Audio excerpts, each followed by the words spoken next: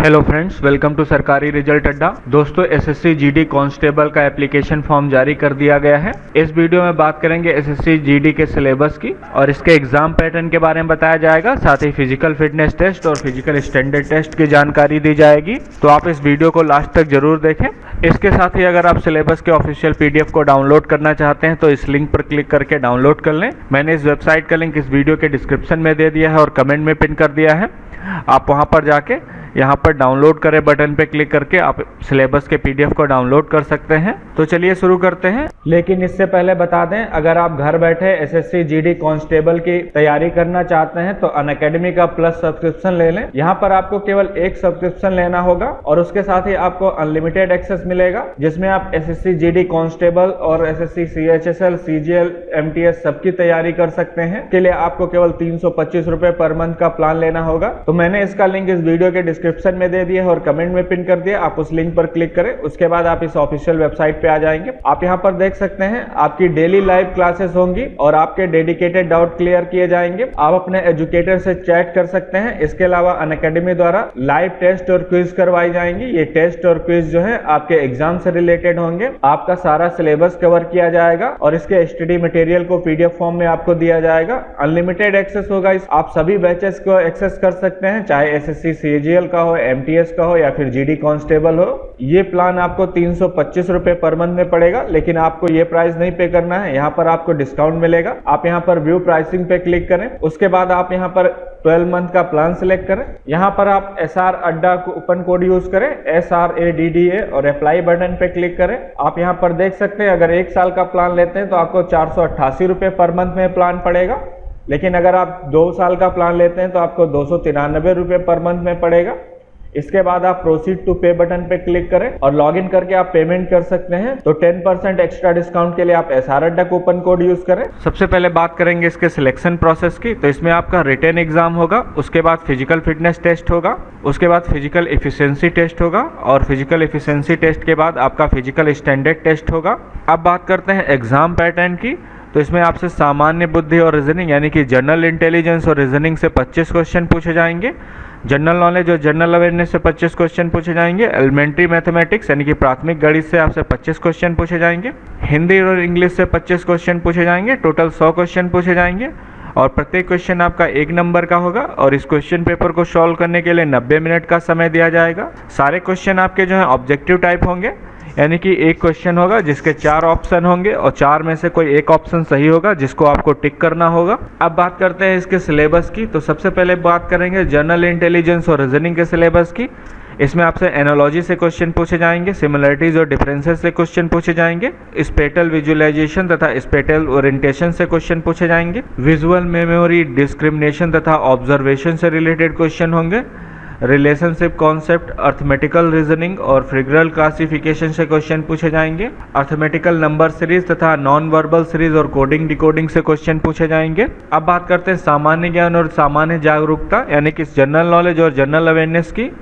इसमें आपसे भारत और उनके पड़ोसी देशों से संबंधित विशेष खेल संबंधित क्वेश्चन पूछे जाएंगे, इतिहास से रिलेटेड क्वेश्चन पूछे जाएंगे, संस्कृत यानी कि कल्चर से रिलेटेड क्वेश्चन पूछे जाएंगे, ज्योग्राफी से क्वेश्चन पूछे जाएंगे, आर्थिक दृष्टि यानी कि इकोनॉमिक साइंस से क्वेश्चन होंगे, सामान्य राजनीति जनरल पॉलिटी से क्वेश्चन पूछे जाएंगे, इंडियन कॉन्स्टिट्यूशन भारतीय संविधान से क्वेश्चन पूछे जाएंगे, साइंटिफिक रिसर्च यानी कि वैज्ञानिक अनुसंधान से रिलेटेड क्वेश्चन पूछे जाएंगे। अब बात करते हैं प्रारंभिक गणित की यानी कि एलिमेंट्री मैथमेटिक्स की। तो इसमें आपसे नंबर सिस्टम से क्वेश्चन पूछे जाएंगे, कंप्यूटेशन ऑफ होल नंबर से क्वेश्चन पूछे जाएंगे, डेसिमल और फ्रैक्शन तथा रिलेशनशिप बिटवीन नंबर से रिलेटेड क्वेश्चन होंगे, फंडामेंटल अर्थमेटिकल ऑपरेशन और परसेंटेज से क्वेश्चन पूछे जाएंगे, रेशियो एंड प्रोपोर्शन तथा एवरेज और इंटरेस्ट से क्वेश्चन पूछे जाएंगे, प्रॉफिट एंड लॉस तथा डिस्काउंट से रिलेटेड क्वेश्चन पूछे जाएंगे।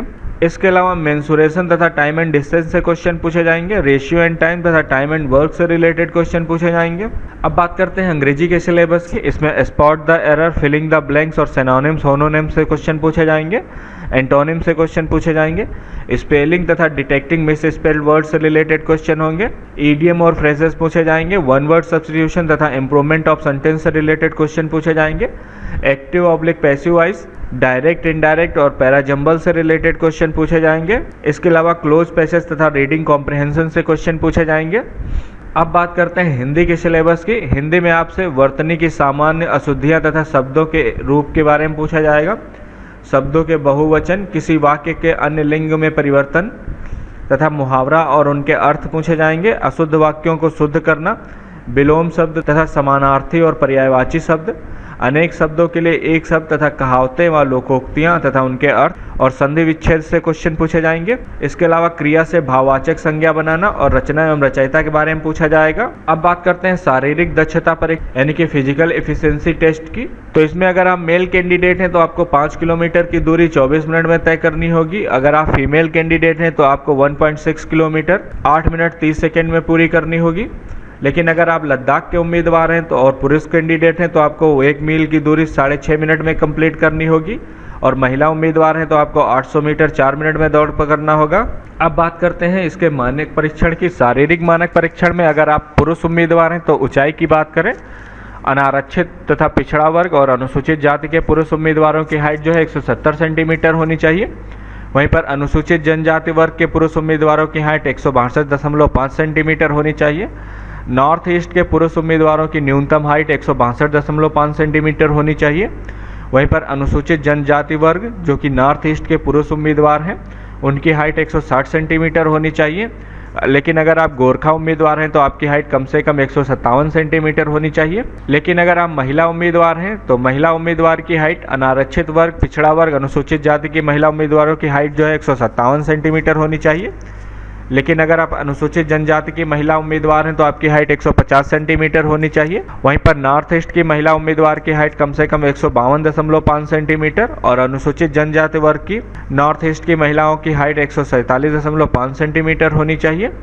लेकिन गोरखा महिला उम्मीदवारों की हाइट 152.5 सेंटीमीटर होनी चाहिए। अब बात करते हैं चेस्ट की यानी कि सीने की। तो सीना केवल पुरुषों का मापा जाएगा, जिसमें अनरिजर्व तथा पिछड़ा वर्ग और अनुसूचित जाति के पुरुष उम्मीदवारों के लिए सीना जो है बिना फुलाए 80 सेंटीमीटर और फुलाने पर आपका 5 सेंटीमीटर सीना फूलना चाहिए कम से कम।